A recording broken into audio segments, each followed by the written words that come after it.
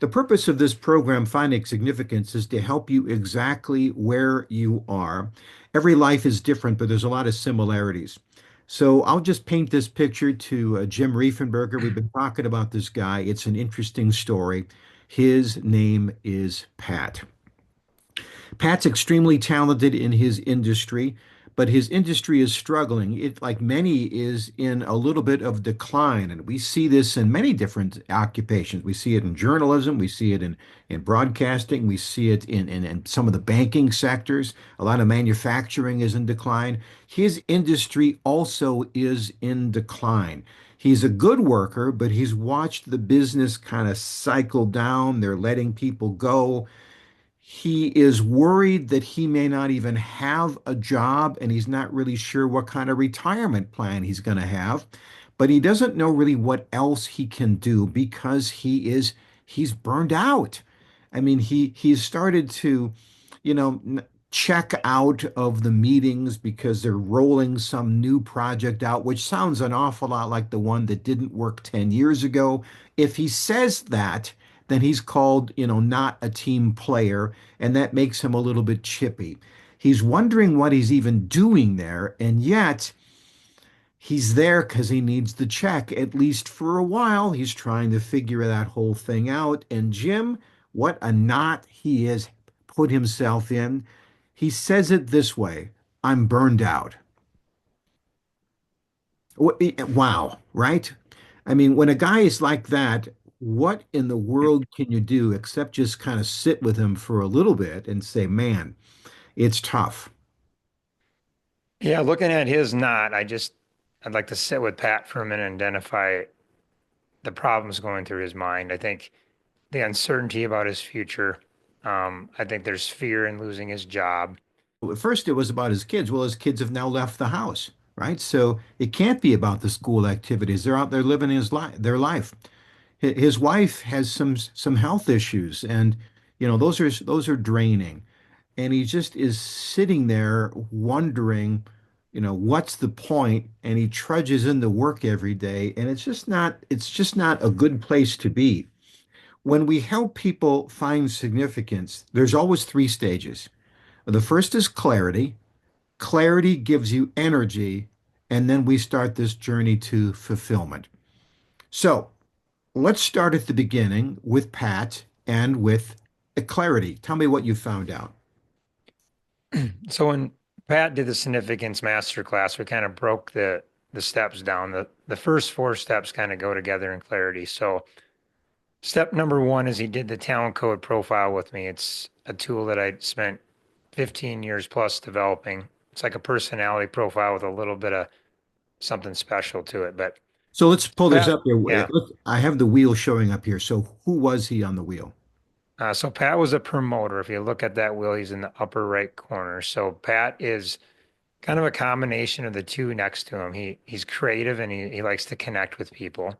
Um, Now, because I'm laughing a little bit because I'm the same way. So this means that if he's like me, he's got an idea of about every day he's got a new idea. And but he has no real stamina to carry those ideas out. So every day he starts, here's a great idea. And then if somebody doesn't jump on board and take that idea by 4 o'clock this afternoon, I'm on to the next idea. We have a tendency to wear people out, don't we? yeah, promoters are very needed in the world, but then they want to move quickly, and so sometimes that's their pain point. Um, but looking at his clarity, if he is a promoter, so which that showed he was very good at influencing people, very good at creating new concepts and building connections, right? So then, like a Rubik's Cube, we took the spiritual gifts, which is a different step, number two, and he came out as someone who's visionary, can see the big picture, someone who's very encouraging with others, and he's very giving. So, dialing those two in with the last of his passions, and passions are different for him, but new ideas, is meeting new people and carrying on new conversations was is what he's passionate about. So when Pat's at this point, he can look back and go, okay, this is who I am. So when he starts to look at the journey where he's going to go, I mean, that opens the idea Um, with the Grow tool, it's a tool that we give him that helps him journal some things. Grow stands for what you're grateful for, what you're reading or reflecting on, what opportunities are coming your way, and then count your wins. Well, So let's just talk about that because in the world, people will go to Pat and say, "Hey, I could use you for this job. I would like you to be a greeter at my big box store because you like people." Okay, but that's not very creative, is it? I don't see that lasting necessarily. no, and I think when you put it all together and like you look at a couple nuances, the giving part, he could be probably very good in the fundraising world where he's passionate about something he cares about. He could build connections and bring people to mixers and um, group outings, and that's all his job is just to get people excited about what is there. Um, just lots of different places he could park himself, but really what it is he's going to look at those and then he's going to look at his connections and he's going to start spending time with the people he knows and visiting with them about his giftings and seeing what doors can open up for him. What's interesting is that we talk about what's your why in business, but it's who you are. And when Pat dials in and knows, well, wait a minute, this describes who I am, then opportunities will come up and they will resonate with a part of him like a tuning fork and say, yes, yes, I can see myself doing that. And not only that, I would love to do that. And that would reignite something in me. I don't like the phrase burned out because burned out sounds permanent, like a burned out light bulb. You throw it away. That's not the issue. He needs to find his new passion, and that's available for all of us, isn't it? Absolutely. And then now talk about his passions. Where do his passions lie?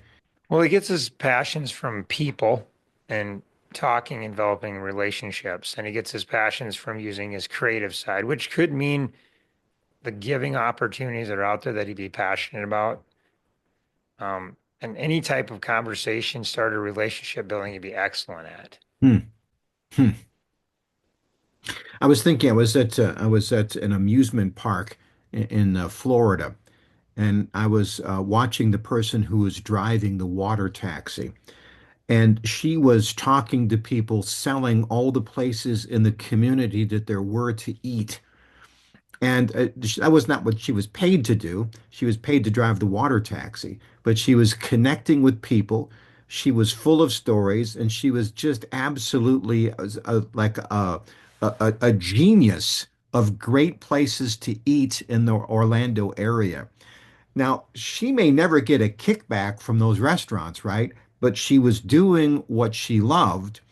And as you're talking about a Pat, I'm thinking about that, something, these little job opportunities, whether it's tour guide or bus driver or whatever, you go, oh, I can see where this might energize a guy like Pat.